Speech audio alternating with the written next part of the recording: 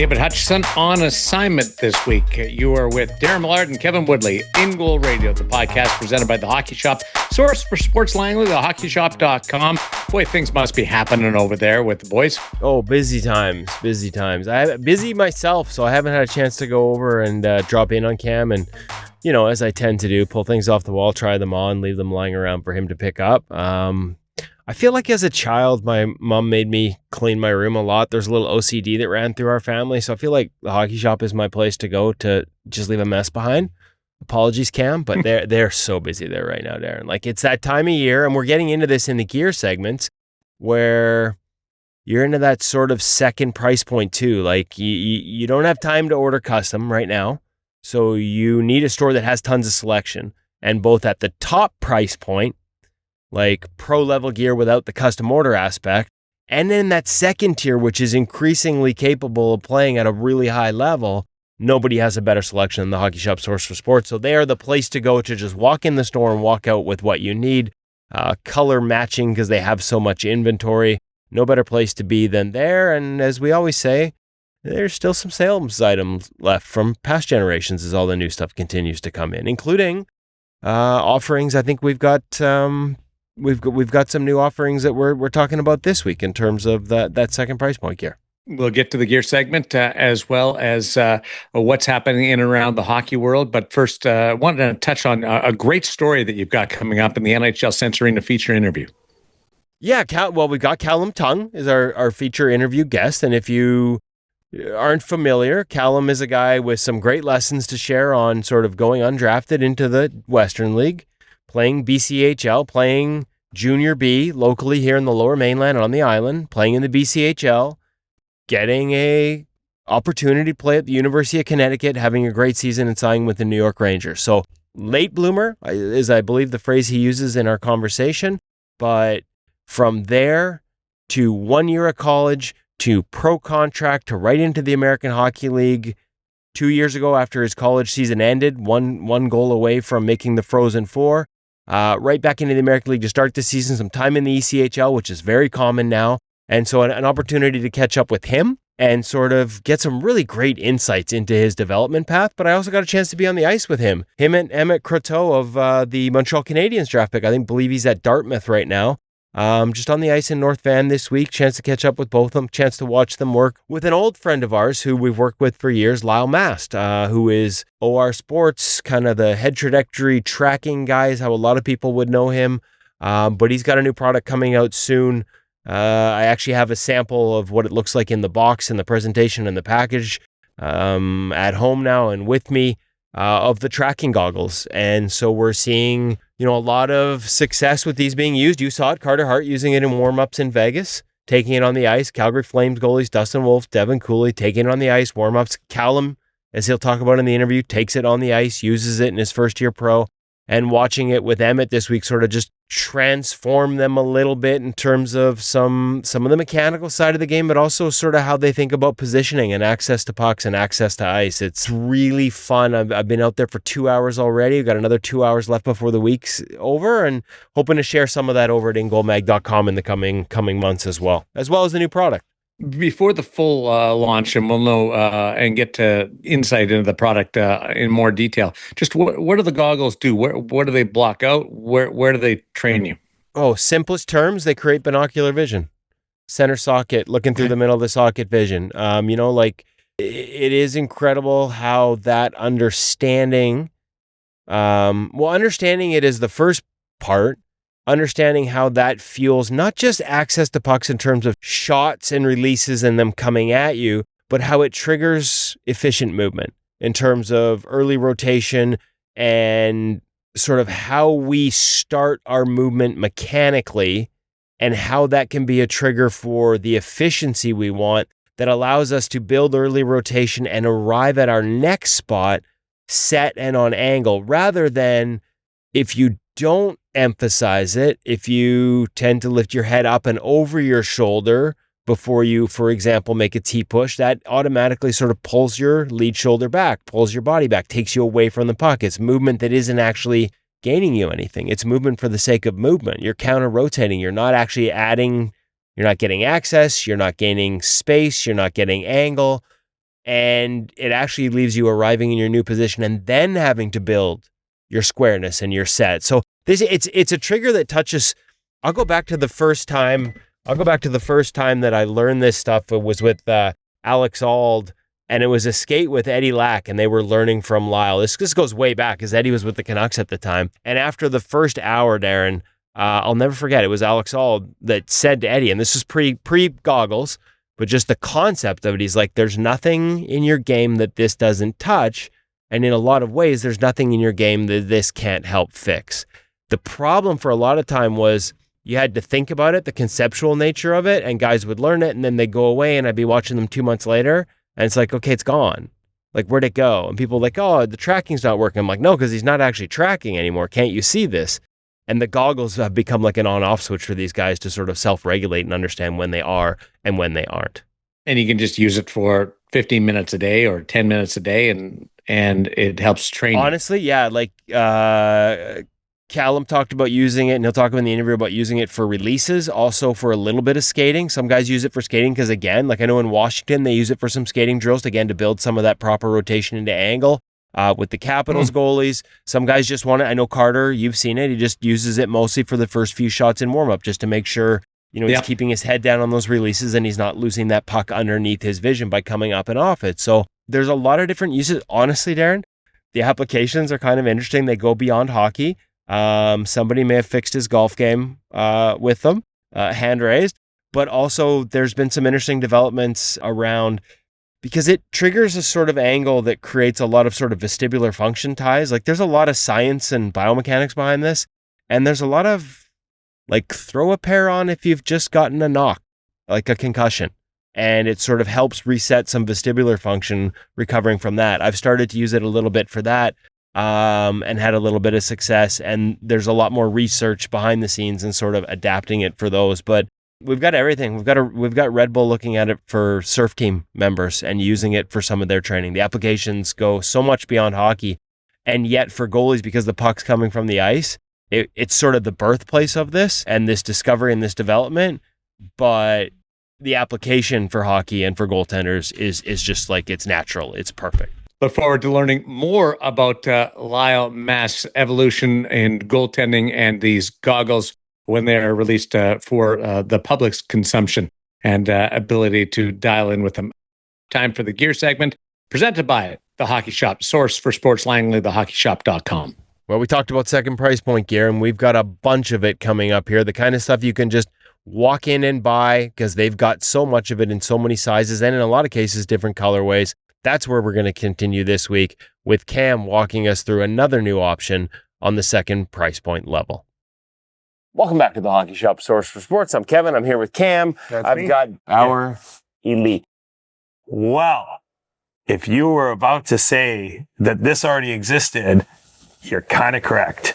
Okay, so why are we here today? Because it's got a bit of a facelift. But what is it? What is it? Like, where does it fit in their lines? They're mid-tier price point gear. Okay. So this covers good, better, best. Good is GSX? better. Is Elite? Yes. Best is like your Fuse and your Hyperlight. And your Fuse. Okay. And so on and so forth. So it's their midpoint. Yes. There is a couple of updates to the chest over this, this version versus last year's version. One of the things, looking into the unit a little bit more, that I really, really like, we've updated, it's like some of the segmentation on the shoulder floaters.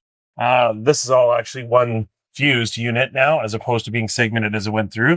The problem with that segmentation, that it would catch and kind of grab underneath the floater as you went to go flex your arm up.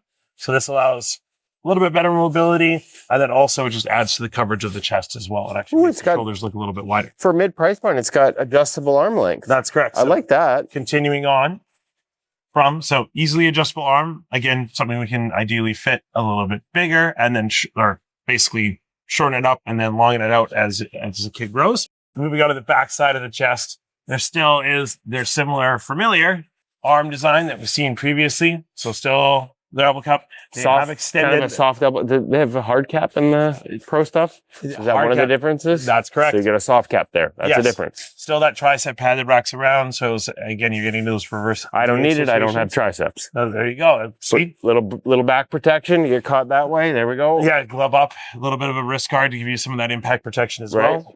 Easily adjustable backplate. That doesn't change. The inclusion of the fight strap as well. Do you need to tie Fight down strap that strap on your midpoint because some people get a little aggressive when they're playing mid. It can happen. So a couple of cool additionals this year. Tie down loop on the inside. Inner tie down loop. That's correct. Yeah. So on the mid price point Bauer Elite chesty. I like it. So again, giving you more options in terms of how you want to wear your gear. You want it to fit, how you want it to integrate with your pants. And of course, I mentioned this. It was already on there. The belly and the side flap extenders come stock. Dial in that fit whichever way you need it. Okay, perfect. Now, yes, when we're talking about fitting a chest protector, it's not just the arm length, which is adjustable. Obviously, your shoulder length, how it fits on you, but how it integrates with your pants. And we have the pants. Bauer Elite pants. Again, it's good, new. better, best, better, mid, but not in the mid the way the kids use it as a derogatory term. Middle. It's still good. Really, really, even more so than the chest. The pant is pretty close to the same thing as it was. Okay, so walk us through some of the features. The good news is that if it ain't broke, don't fix it. Great overall fit of the pant. A little bit of a wider set. You know, it can tuck in, inner belt out. It depends on you. Inner belt. The one thing that irks me a little bit about these things is that they do say removable belt on the inside. It is actually stitched in. So it does make it a little bit difficult to remove. Listen, removable. I mean, you could just, pair of scissors. Still removable. To say it, but like the option is there. Yeah. So if you're crafty, you can get rid of it. And then, hey, if you're crafty again, you want to stitch it back in, also a possibility. Camp does a lot of crafting. There's crafting it's what you do around here. Removable inner and outer thigh pads. In most cases, I do say get rid of these because they do tend to get in the way. What it is designed to do is center the leg inside the leg channel. What it can do is get ripped off every time you put your pant on and put your leg through. Depends on the size of your knee pads. Cam wears super big cheater knee pads. It can also interfere when you have some of those bigger knee pads and things actually closing that five-fold too as well. So, one thing to just remove potentially, they do have the length extender for the pant as well again. So by unbuttoning that pant down one all the way throughout, I can get an inch of extra length out of that pant. Okay. So I like that. Again, so some size adjustment. Now, the one thing I noticed here, like clearly it's a really mobile pant, but when you're got this much mobility and there's layering of segmentation and duplication of protection, but anytime a pant moves like a pair of gym shorts, I have questions about protection. So in fairness, what levels are we looking at here in the middle price point Bauer Elite? Like you're not wearing this out to a pro skate. No, I mean, I necessarily wouldn't. You don't get invited to a pro skate. I do quite often, actually. You used to invite me out, and then we'd make fun of how bad you were. Well, yeah, like now that you're on off campus, you get invited out to all the skates. Superstar. So the overall fit and feel and like who it's for, this depends a little bit on exactly what value you're looking for out of your pants. Mid-level beer leaguer surviving this? Exactly. Even a high-level beer leaguer. This is a quite thick pant for what's being offered kind of now. The mid-tier price point. There is a fair bit of padding, but like this, it's just, there's a looseness to it. Yes, that doesn't necessarily mean that's a bad thing. Okay. So, being out of the pant game for a little while there, he forgets that looseness actually can aid in that mobility. That mobility, as long as those plates are interlocking and cover each other, I talked about the overlap. You're not creating that gap in protection. So even as this pant slacks out a little bit as you play in it, which will naturally happen with nylon, you're still getting actually a lot of coverage at the thigh. So overall, yes, hey, as a kid that's growing, I'm a little bit more cost effective looking for my gear, this is still a great option. Is it the best option? No, that's why there's the pro pant. That said, I still think this can cut it some of that higher level hockey too as well. Okay, so GSX is your good. Better is Bauer Elite, which we have here, and then best your Fuse and your Hyperlight and your Pro models. Correct. Okay. So there you go. If you got any more questions about who this is for, whether it's for you, sizing, fit, availability, where do they get you cameras? 604-589-8299 or 1-800-567-7790. Or thehockeyshop.com. Where you can also find the sales stuff from last year. Is this a fun time of the year for Cam, or is it stressful for Cam? I think it's probably more stressful for everybody there. Once the kids are out of school, right? Like they're at the hockey. It's a fun and exciting time, but it's just a really busy time. So like when you love your job, it's fun. But at the end of the day, there probably isn't a chance to, because Cam does so much more than just sell gear. But if he's being pulled onto the floor and into the sales side, which I think he enjoys, there are other parts of his duties that end up having to be done probably after hours or at other times. So busy's good. I always say that busy beats the alternative, but it's probably, there's probably a stress element as well for Cam and his entire crew. And that's the thing, like, We pumped Cam's tires pretty good. I give him some jabs on the gear segments and playful, but it's not just him, it's the entire team he's built there. Like, they know goaltending. They're not just hockey players, they're goalies, and they live it, they breathe it, they try all the different gear. They've got, truly expert opinions. This isn't like another store where you're just getting some kid in high school that may or may not have played the position. Everybody in the goal department at the Hockey Shop Source for Sports plays it and understands it and will help you play it better by finding gear that works for you.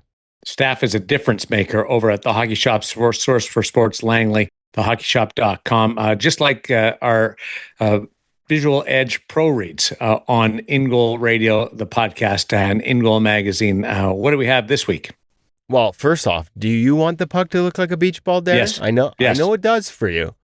We've all had those nights, here and there, some of us a little less often, where the puck looks huge. You're ahead of every play. You feel calm, patient, in total control. Then there are the nights where you're half step late.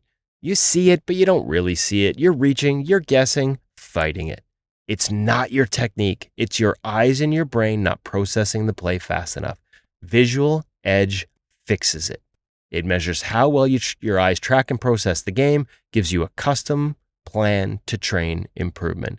3 15-minute sessions a week on your laptop or tablet. It's what NHL goalies like Jordan Binnington use to make the game slow down when it matters most. And of course, you can get 10% off on your Visual Edge subscription using the code INGOAL, INGOAL, all caps, or if you're a member at InGoal Magazine, a subscriber at InGoal Magazine. I know, folks, that doesn't just mean you get our CSR stuff on Instagram. That means you actually can go to the website and log in and see the full pro reads where NHL goalies break down video and explain their decision-making process. Contained within each pro reads is a special member-only discount to Visual Edge. 20% off, double the discount, more than covers the cost of your InGoal subscription. Make sure you check it out at ingoalmag.com. Just click on any pro reads to get the double discount code. And of course, this week, we're going back to Eric Comrie, Darren. With Com signing in San Jose, I felt like we need to burn through his Winnipeg stuff. It's so good, but we had so many different guests this year. I kind of rolled him into the rotation like once every 2 months, basically, because we had so many different pro reads. Well, now he's switched teams. I have a whole bunch of video of him in Winnipeg, which is, to be honest, where he always seemed the most natural. And we're going to roll through that. This week, puck goes behind the net, you're on your left post, but it goes around all the way to the right post. Are you holding that post edge? Are you looking over the left shoulder? Are you switching the head early? Like, what's your priority as a goaltender on that one, Darren? And remember, there are no right or wrong answers. This is individual, personal preference. I tend to switch over quickly. Visually or with your skates and which post your foot is on? Visually for sure, and then skates follow. Okay, so one of the things, and we've also talked about windows, right, where you lean off the post. But I don't use the windows attached nearly as much as I should. I don't either, probably because I'm not fast enough, like to sort of open the window, look, and then turn my head. Yeah. And in this one, it's a pretty quick play. Puck gets rimmed around, so there's no sort of slowness. Really immediately, he's got to go left shoulder, right shoulder. And Eric talks about why, and in this case, he keeps his left foot on the post and he goes over his right shoulder. And the play comes back and something different happens and he ends up behind a little bit. And he talks about his coverage on a pop pass afterwards, which is a really important part of the breakdown. How he prioritizes middle net, something you've heard us talk about in his coverage after falling behind and ending up late back to the other post. But his preference is to pick a post and stick with it. And it's something he talks about the video they do with Wade Flaherty, or did when he was in Winnipeg, Connor Hellebuck, about why their preference is to pick a post and stick with it. So he stays on that short side post, changes his sight line first without giving up that coverage on that post. He walks us through the whys specifically to this play and in general. And again, there are other guys who do it differently, but Eric explains why this works for him. So a great chance to sort of dig into his mindset and see if it might be something that you can apply to your game, as well as, like I said, Really important on the pop pass. He's late, still makes the save because of how he prioritizes his coverage after getting behind and having that puck end out up in the middle of the ice. So some great tips as we get every week. Make sure you check it out, folks. InGoal Magazine, ingoalmag.com. The latest from Eric Comrie. And a reminder that we've got over 40 goalies and over close to 400 now, over 350 I know, of these types of videos, 3-4 minute videos each, where an NHL goalie watches video with us, with you, and explains his decision-making process. Why does he choose a certain depth? Why does he choose a certain save selection? What's he looking for from the opponent? What's he trying to read off from his defenseman? This is the way you get better at reading the game, by understanding some of these little keys and tidbits that the guys at the top level use to read the game themselves. Hadn't heard it quite phrased that way, pick a post, but it totally makes sense. Look forward to getting more of that with Eric Comrie, now the San Jose Sharks, as we slide over to Hutch, who will join us now, but he's on assignment, but gave us this edition of the Parent segment, brought to you by Stop It Goaltending U, the app, which is front and center in his life right now. Well, it is. I mean, what a perfect segue, because Hutch is actually in Boston at Stop It Goaltending's prospect camp and tapping into, in person, all the experience of one of the biggest goalie schools in the world.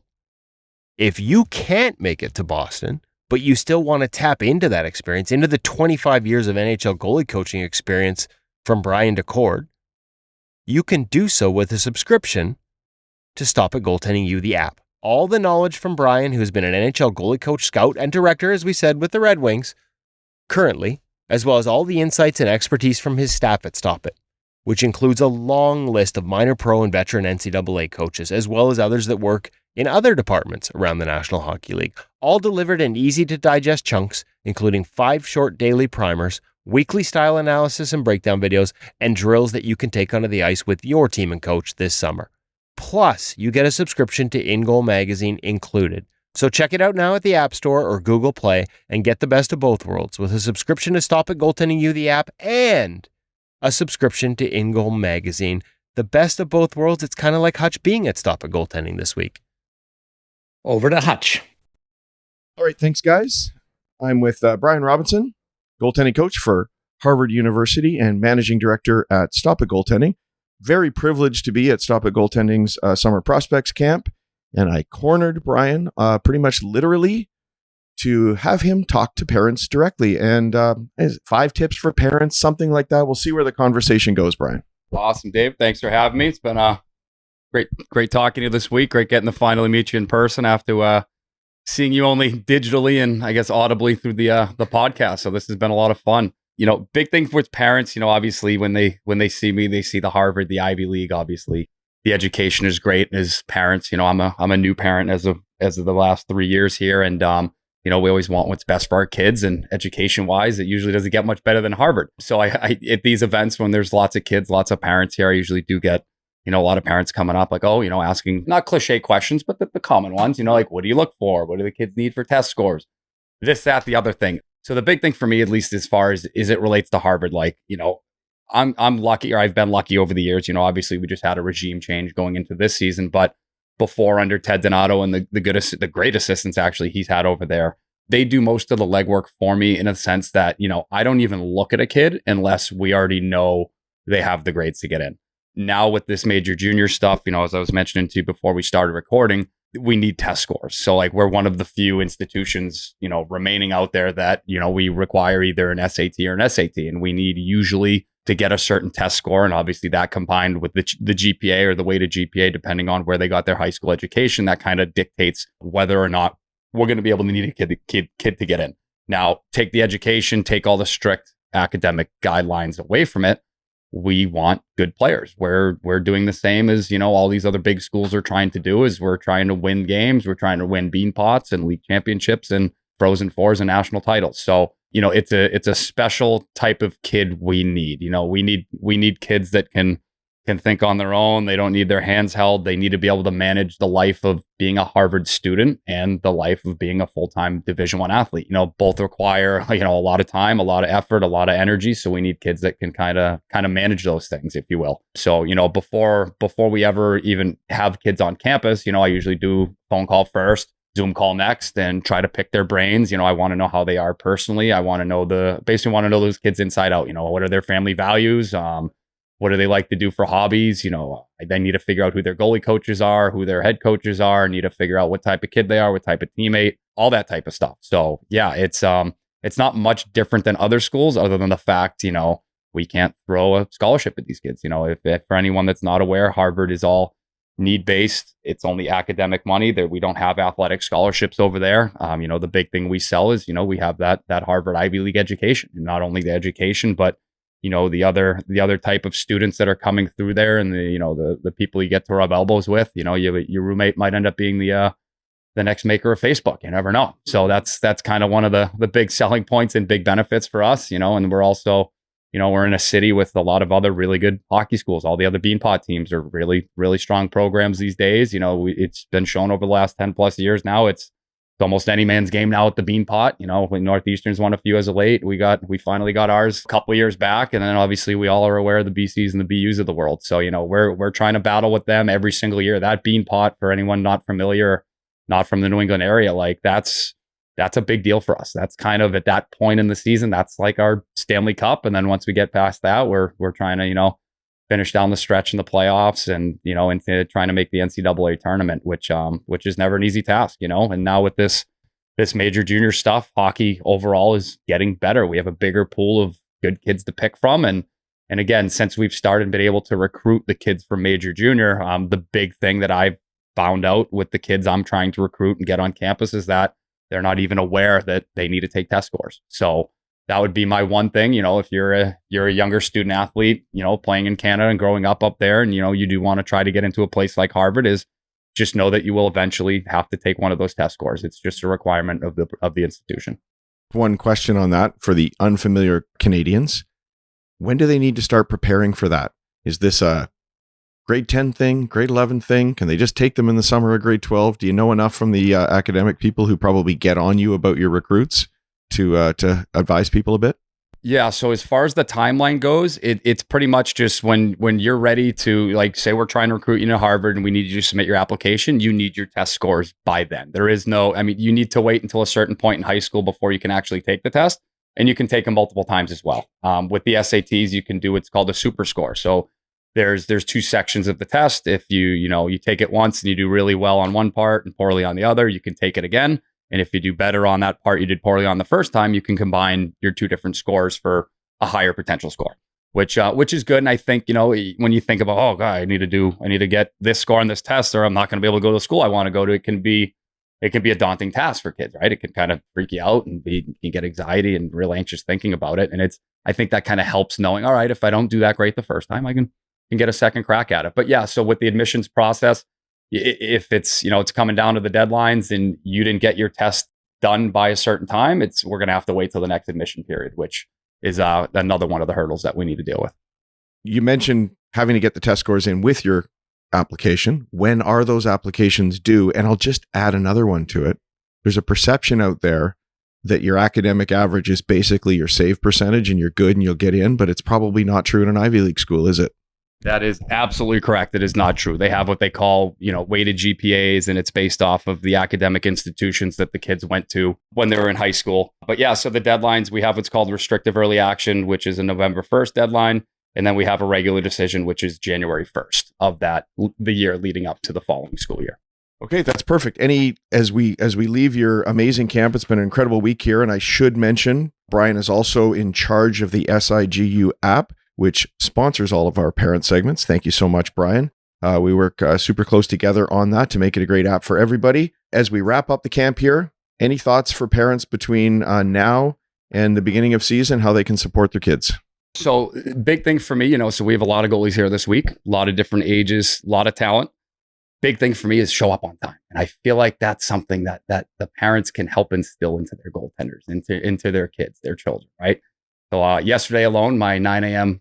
puck handling skating session. We had 4 kids on the ice late. Not ideal, right? So, and again, you only get one first impression, and those 4 kids was my first time being on the ice with them. So not ideal. So to me, it's try to instill into your kids, into your student athletes, control the controllables.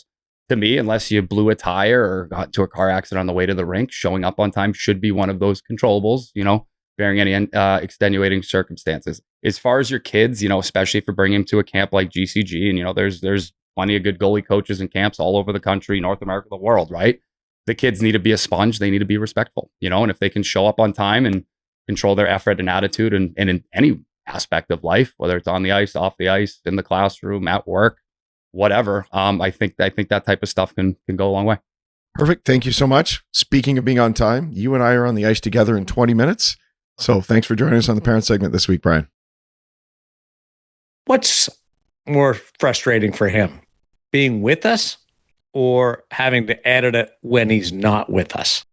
Oh, I think being with us is a frustrating experience for anyone, so I'm going to go with that. Because he has to live it twice? Yeah, exactly.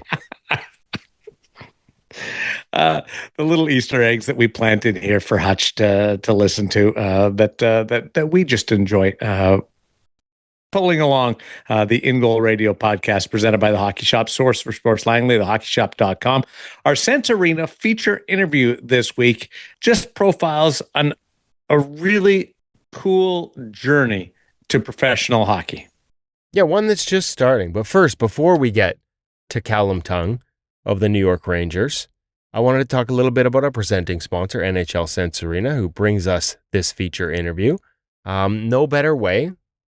And it's funny because part of this conversation is about the chaos, and I'm trying to remember whether me and Callum talked about how much harder life is in terms of managing screens and the chaos of pro hockey. It's such a big adjustment, and he told me that was one of the biggest, and I'm just trying to remember whether it was on or off camera for this interview. But it's one of those things. It's one of many examples of the kind of thing that's really hard to train during a regular season or in a practice, because nobody wants to go to the net and be the guy that's standing in front to create the broken plays, the deflections, the tips, the screens. It's just not realistic to what you actually see in a game, but it is in NHL Sense Arena. It's one of many things you can focus on: puck tracking, angles, all the different things that they bring into NHL Sense Arena at an NHL level, used by NHL goalies to help you get better without having to get on the ice. Like I said, I've been lucky to get on the ice this week. Hutch has been lucky to be on the ice this week, but we know that's not the case for everyone. And there is no better tool when you can't get on the ice. Frankly, even when you can get on the ice, there's no better tool to supplement that training than NHL Sense Arena, with all their drills, all their different position-specific focuses to help you become a better goaltender, including, like I said, the opportunity to work on screens and actually have it feel game-like, something that I think we're going to see an increase of among the NHL users of NHL Sense Arena. So make sure you check it out and use the code IGM50 to save an extra $50 on your subscription to NHL Sense Arena.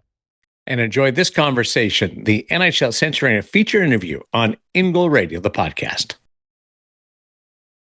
Really excited to welcome to the InGoal Radio podcast. First-time guest, but I understand a long-time listener, which is music to our ears. Callum Tung of the New York Rangers, Hartford Wolfpack, coming off his first professional season out of college. There's so much that I want to get into, but first off, just on the ice today, watching you work, walk us through what summer is like as we hit mid-July for you in your first off-season as a pro. I guess second off-season. Last year would have counted too. Yeah. No, it's been a good off season so far. It's been a lot of training, working on kind of just like my strength in the gym. That's kind of been my focus in the first part of the off season here, is just building that foundation. And then as we kind of get into the second half of the off season coming up here, I'm gonna be focusing a lot more kind of on like speed work, explosiveness, and just really ramping up being on the ice as much as possible, kind of getting back into game speed. What, in terms of on and off ice, is there a balance for you? Like, do you like to take a break? Is that evolving as you move into the pro side of things in terms of, on the ice and off ice work? Yeah, I think for me, like as a younger guy, I like my body can take being on the ice like earlier in the off season as opposed to maybe like some more veteran guys. But like as you as I've been told, and as you progress through your pro career, you want to, like give your body that time to rest and recover. But it's also obviously really important to take big steps in your development during the off season, because for me, I think that's when a lot of my growth comes, is really just honing the details in the off season and kind of just perfecting little bits of my game. Okay, I want to hear about all the people you've worked with in the offseason sort of to get to here, and some of the different changes you've made when you talk about it in those terms. But let's go origin story a little bit. Like, walk me through, like, how did you become a goalie? So my dad actually never played hockey. Really? He grew up in Hong Kong, or he lived in Hong Kong until he was about 3 years old, and then he immigrated over to Canada with his family. So as soon as he landed in Toronto area, he fell in love with hockey. So he was, growing up watching Maple Leafs, big Maple Leafs guy. But yeah, it was really, my dad was really into hockey. So he put my brother and me into skating lessons, and my brother started playing hockey. So I was like, oh, I got to do that too.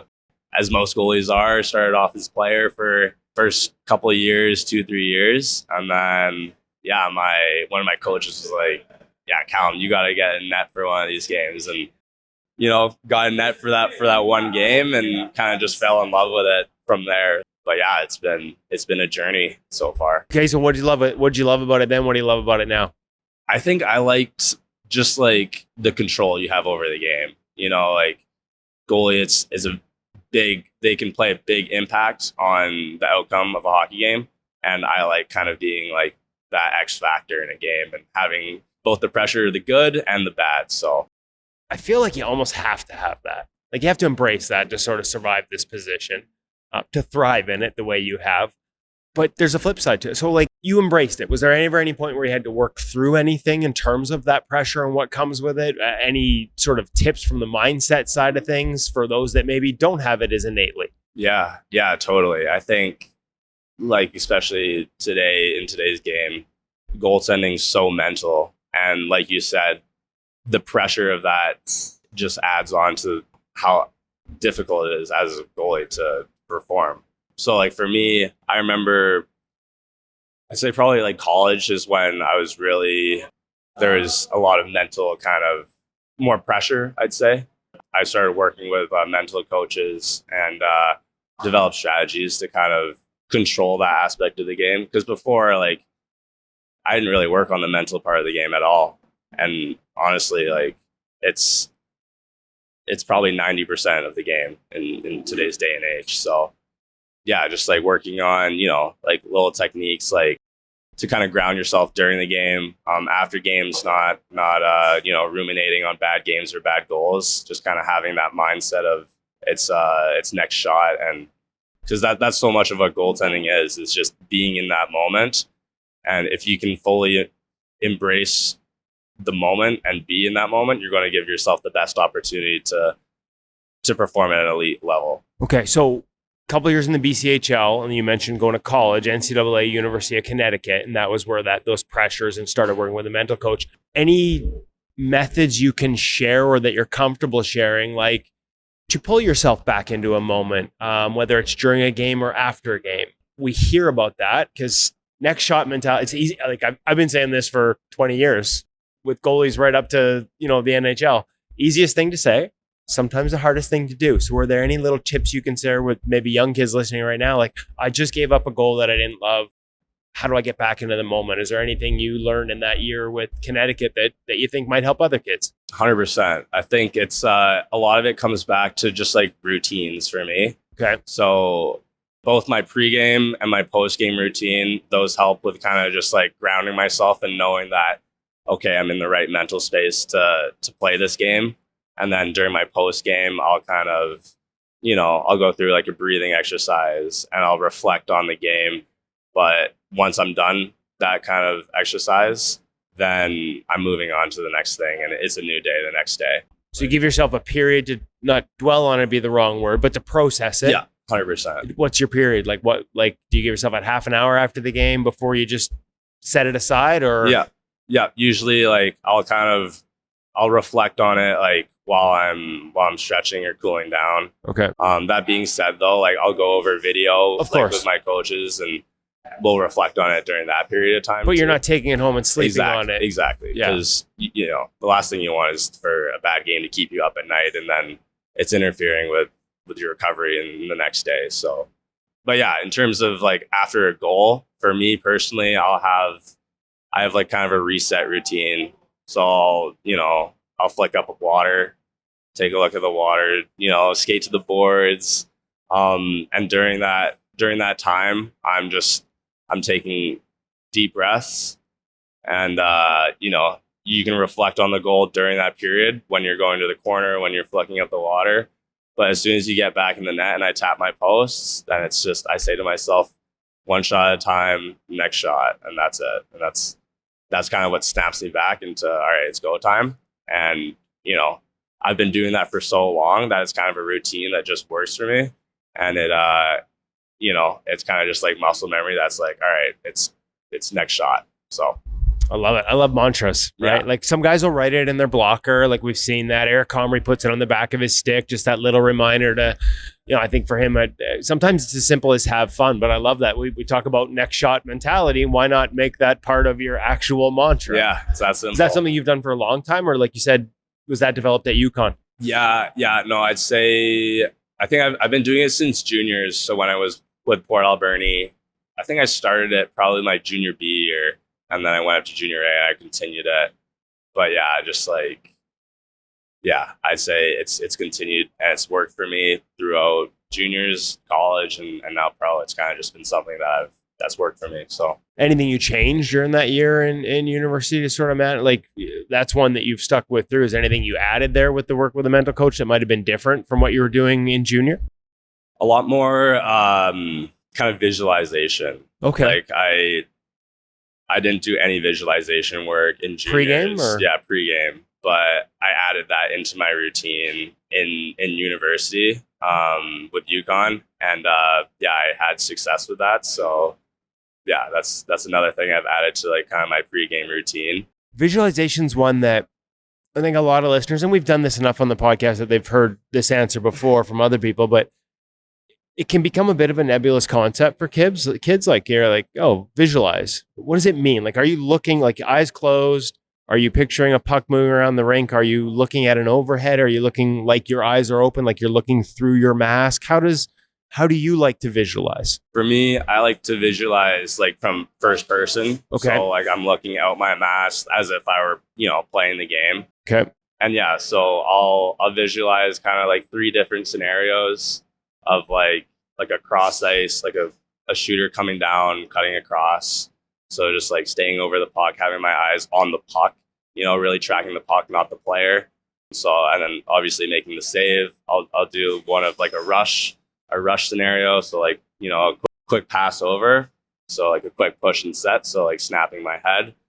And then obviously like as you're visualizing this, you're kind of imagining like what the rest of your body is doing. And it kind of just primes like your subconscious to kind of like be ready for when you do step on the ice. Like it's kind of more natural. It's like a warm up. Yeah, exactly. Do you ever change those scenarios based on a team specifically? No, it's usually the same for these 3. And those are scoring scenarios or shot scenarios that are common. Yeah, exactly. It's just like pretty generic, like everyday plays that happen in game.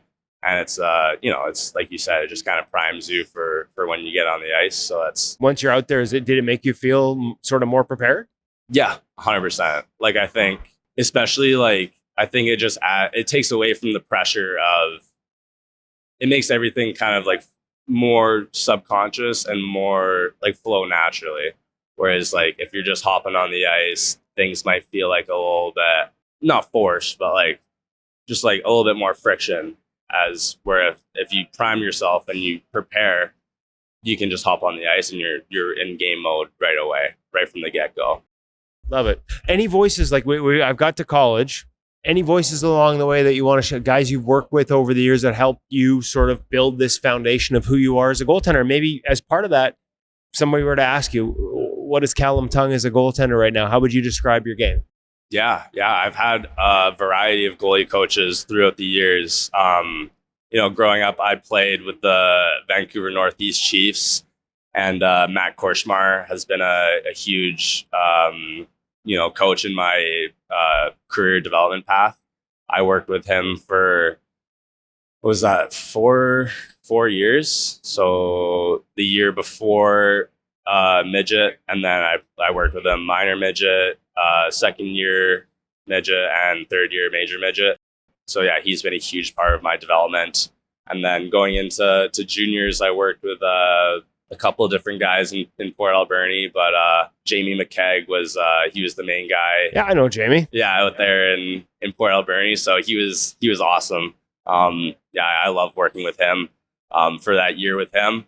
Yeah, and I went to University of Connecticut, and I was working with Vince Diletti, and he was a great goalie coach and very details oriented, very analytical with video. And so was that new for you, that level of video? I mean, you would have Definitely. done it in junior, but maybe not to the same degree. not to the same degree. Yeah. Any tips on what you learned there? And we'll get into pro too, because obviously I know like Brendan Burke and Jeff Malcolm and new voices with the Rangers.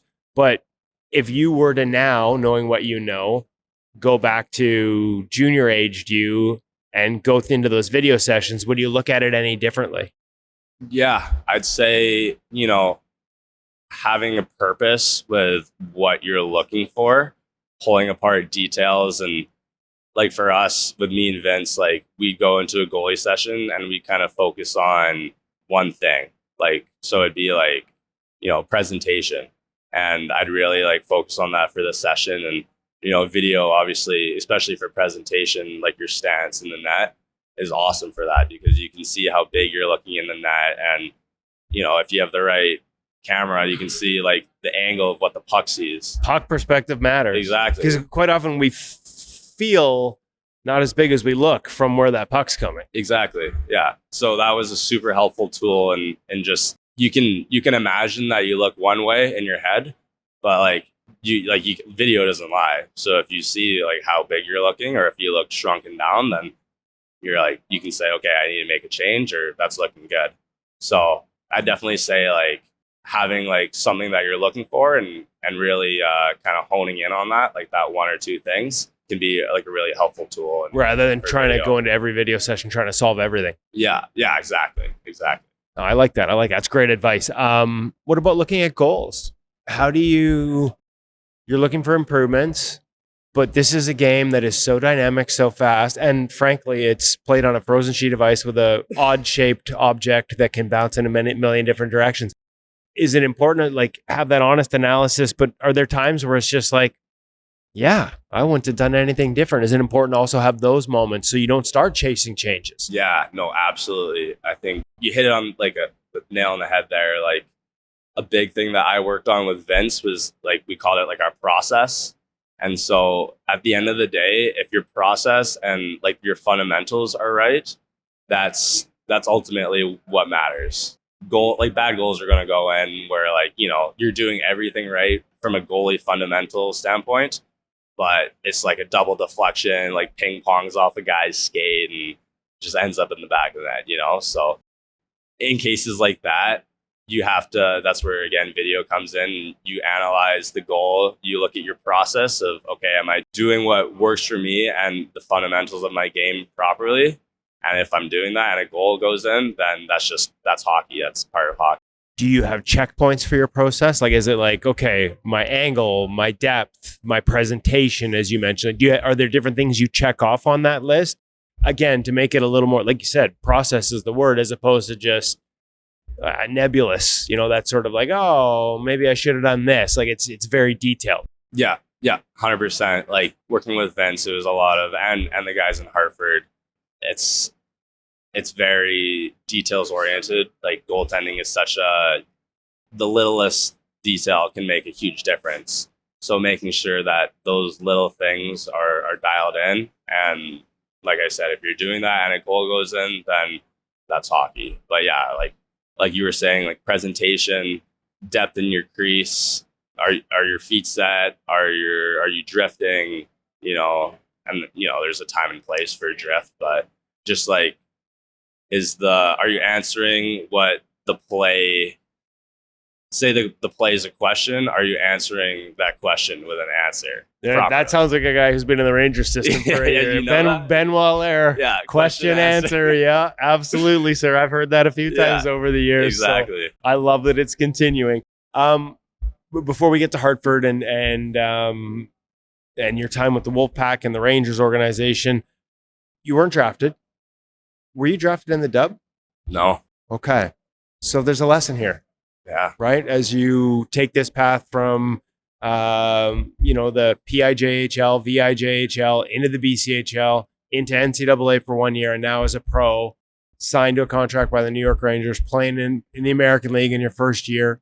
The path is not the same for everyone. Is there any message for kids that are right now going, I didn't get drafted this summer, that you might like to share that they might need to hear? Absolutely. I think goaltending, it's not linear at all. It's full of ups and downs. And, especially for me, I was a late bloomer. So I didn't really hit my peak height or even like weight or anything like that until I was, I kind of like 16, 17, 18. So yeah, I guess my message to kids would be like, if you're not where you're at right now, don't be discouraged by that. Like, you can look at plenty of stories of guys who are late developers, late bloomers, and they just kept that belief in themselves, and they kept true to themselves and their goal. And, they kept their head down, kept working, and, eventually those results will come.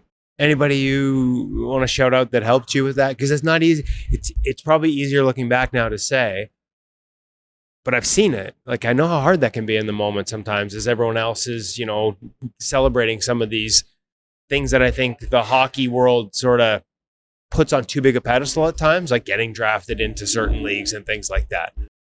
Yeah, no, there was obviously, you need a great support group to help you through the hockey world in general, let alone being a goalie. So yeah, there's so many people that I could thank to get me to where I'm at right now. But just obviously my parents, they were monumental in my hockey growing up, and especially like you were saying, some of those times of where you can get down on yourself, you're not drafted, or you see other guys are, a little bit ahead of you. They were huge, and, just supporting me and saying, keep going.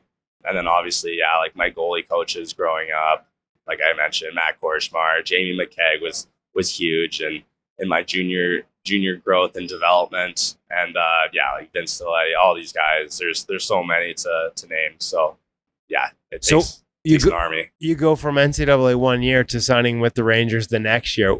Walk me through that process, because that's pretty quick. Was there any temptation to go back, or was it just that now that was the time and you wanted to make that jump? Opportunity. Yeah, no, it was a really tough decision. Obviously, we had a great year at UConn there. Made 15 games as a freshman and a 933. That's a heck of a first year, my friend. Yeah, no, it was a blast. And obviously, like, our team had so much success with making it to the tournament, and, one goal away from making the Frozen Four. So yeah, it was a super tough decision, stepping away from college hockey and, just the lifestyle of college and classes and being around like this community of people. But ultimately for me, like, I talked for hours with coaches and my parents, and just for my development and my career path, I thought that, signing a 3-year contract was the best step for me. And I took that step, and I haven't looked back since. Okay, you go from, like you said, playoffs and 1 goal away from the Frozen Four to right into Hartford at the end of the season. So you get it. How important was that taste, those couple of games at the end of right after you signed, to prepare you for last year? Like, just getting a taste of what it was like. No, they were huge. I think, like, just kind of getting my feet wet with pro and having that experience after our run with UConn was huge. Like, obviously everything happened so quick. It was different game too. Yeah, 100%. It was a whirlwind, and just going from college to the pro level like that was, it was really fun, but it was also obviously a challenge. But just getting acclimated with the guys in Hartford, and just, kind of getting a taste to dip my toe in of what, the coaching staff and everything expects of you as a professional hockey player now was was monumental going into my first year of professional hockey. And obviously, you know, like as a first year rookie, like this was such a learning year for me. Like, you know, just as you said, like a jump from college to pro is the hardest. I mean, you just made it, but like literally every goalie I've talked to for the last 20 years has agreed that is the hardest jump, that first year pro, whether it's junior or college, harder than going to the NHL is that first year pro that you just went through. So it's 100%. Not just you saying. Yeah, no, I would agree, just because, you know, it's all on you now. Like, you have to take your development into your own hands. Like, there's no one holding your hand through it. So, just, you know, like really developing that mindset of, like I said, owning my development and, you know, just like creating routines and practices that work for me was a huge learning thing for me this year, being a first year pro. And I'm excited to carry that into next year and see how much more I can learn and build on that. Well, I didn't ask you. I should have asked you. What was the recruiting process like? It's different for everyone. Like, we know guys that have, you know, speaking of the Rangers, we know guys that had lunch with Henrik Lundqvist as part of the recruiting process. What was yours like? Yeah, it was. I didn't get a lunch with Henrik Lundqvist, unfortunately. We'll have to see if we can make that happen in the future. Yeah, but I think they rented out a restaurant for me, so that was pretty cool. Yeah, so we went in New York. No, in at UConn. They came to you. Okay, of course. Okay. So it was like this nice restaurant close to UConn campus. I sat down with the staff there, and you know, we had a nice dinner with my dad, and because he was in town. So yeah, really good chat with them, just kind of talking about like what they have to offer and their organization and everything. And yeah, just after hearing that and having a great chat with them, it was a no-brainer to sign with such a great organization. So I didn't ask you, who was your guy growing up? Like in this area, you're from the Vancouver area. So who was as you're this young goalie learning the position and loving the position and embracing the pressures, as you said, who was your guy? Like favorite goalie? Yeah. I was Carey Price. You're a Price guy. Okay. Yeah. Okay. He's just like his calmness in that, like, it was unbelievable. I did really like watching Henrik Lundqvist too. It was probably you have to say that now that you're in the Rangers organization. It was a close 1-2 there. Yeah, for sure. Okay. So you head into this season.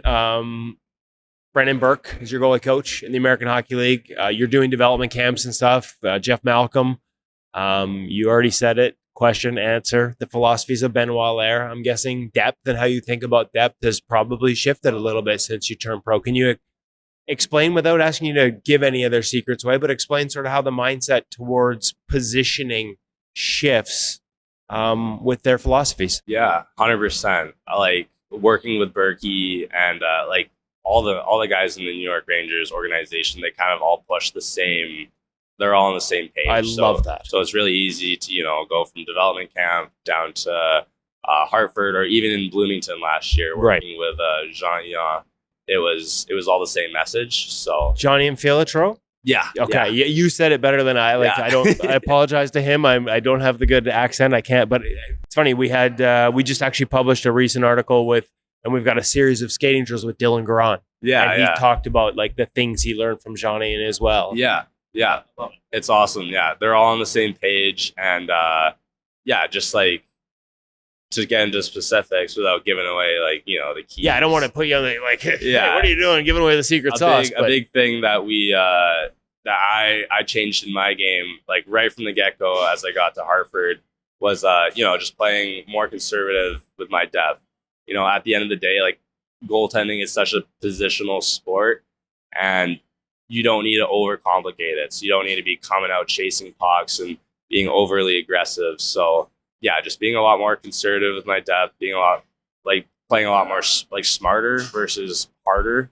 So like, not like speed and power isn't necessarily like the end all be all. Like just being smarter with where you are, where your feet are, your tracking, all of that. Just kind of simplifying the game for myself. That was like a lot of the big key focuses that those guys were pushing on me, and definitely helped in my game. Any input, like whether it was the first year when you went up after the season at UConn or last year, goalies that helped you along the way? I mentioned Dylan, who would have been in Hartford last year. You know, he's talked about Louis Domingue and the importance of sort of him impacting him as a young goaltender. Is anybody taking you under their wing a little bit? Yeah, no, absolutely. I think just watching Dylan and getting to know him, he's obviously an unbelievable goaltender, and the work that he puts in to get himself to where he's at now is unbelievable. And you see it showing up to the rink day in and day out. He's like one of the first guys there, if not the first. Last guy out. He's doing his routines like clockwork. It's impressive to see. So just learning from him, and then having Spencer Martin kind of being more of a veteran guy, kind of take me under his wing, and one of the all-time great people in the game too. Yeah, great guy. So having those guys in Hartford, and even at UConn, like having Tyler Musialik was my goalie partner, and we got really close. We were close buddies there, and just having him to kind of push me and myself push him was a really good dynamic. Okay, so on the ice this year, you mentioned Bloomington too. Like the ECHL is such a key part of development now. Chance to go get reps because there's so much pressure, and every organization goes down 5-6 sometimes, right? So it's just a reality difference in the game though. When you got down there, for you, was there an adjustment to the style of play at all compared to the American League? Does it get a little more chaotic? Yeah, 100%. I'd say it's definitely more unpredictable in that. It's obviously not as skilled of a league, but at the end of the day, guys can still fire the puck, they can still skate. It's still a really good league. So I think the biggest thing was just kind of pacing. Guys were able to kind of pass it around a lot quicker in the A versus in the coast. But like I was saying before, I think just being smart with my positioning.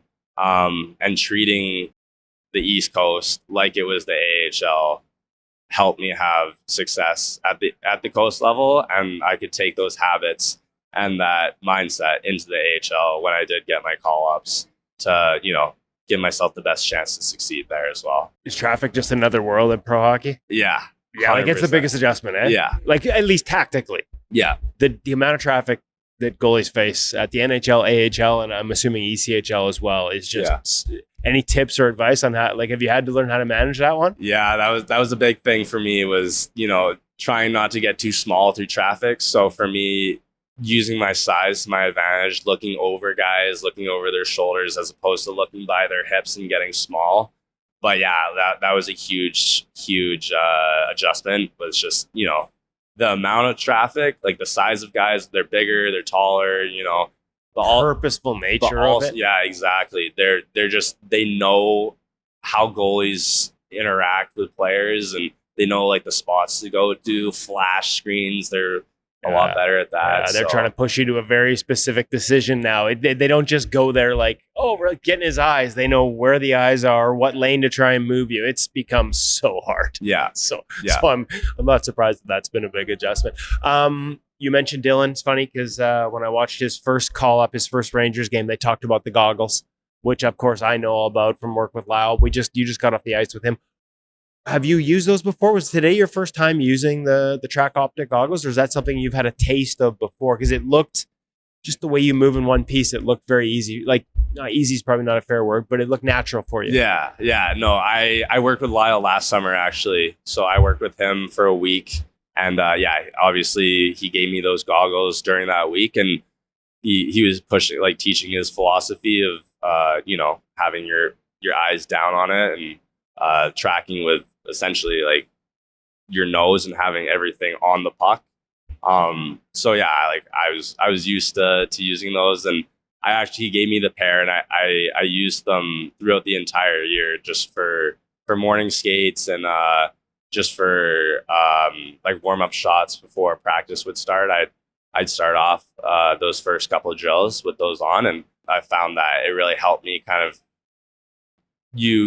it becomes like second nature, like once you take them off. So like for the rest of the skate, I'm feeling I'm down on the puck. I'm really seeing it in, and they're awesome. They're a great tool to. Oh, it's interesting to use them. Did you use them for any skating too? Like some guys just releases. Some guys like to use them for first couple, just east-west drills, keeping head down. Is that something you did it as well, or mostly just a shot?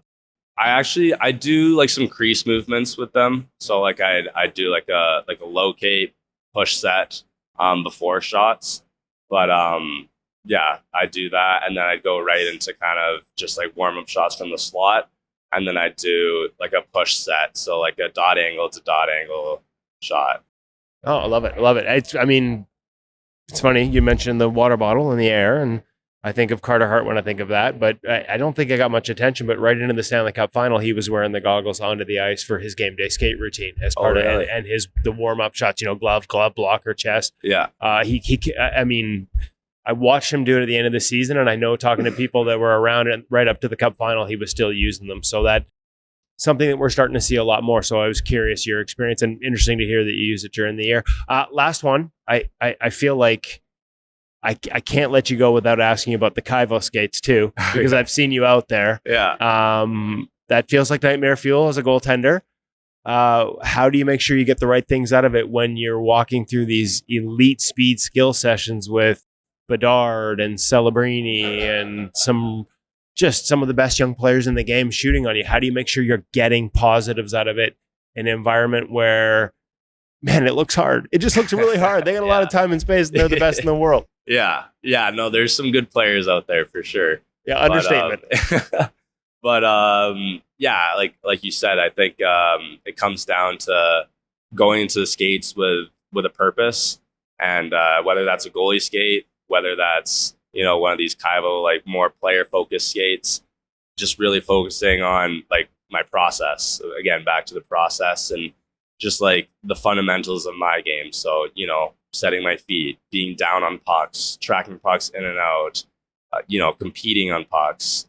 It's easier said than done to do that in certain drills than others. Like if it's a rapid fire drill, maybe yeah, you got to pick up one or two of those. But yeah, just going into those skates with a purpose and really like focusing on those is important. I imagine that's a good lesson too. Like, I mean, because we hear it a lot, like the reality of pro practices is they're quite often not for us as goaltenders, right? Like I've seen it right up to the NHL for decades now. A lot of it is tough on goalies, but being able to sort of separate yourself from that, this is no good for me mindset and make sure you're getting something out of it, probably from Kaivo to pro hockey translates. Yeah, absolutely. It's huge. Just having a mindset of, even if it's not the best conditions, making the most of that skate.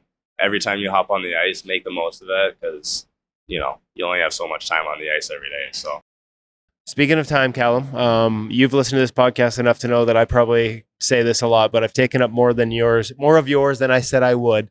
Thank you so much. I learned a ton. I really enjoyed it, and I know our audience will too. Thank you for the time today. Awesome. Thank you so much for having me on. Appreciate it. Can't wait to follow him.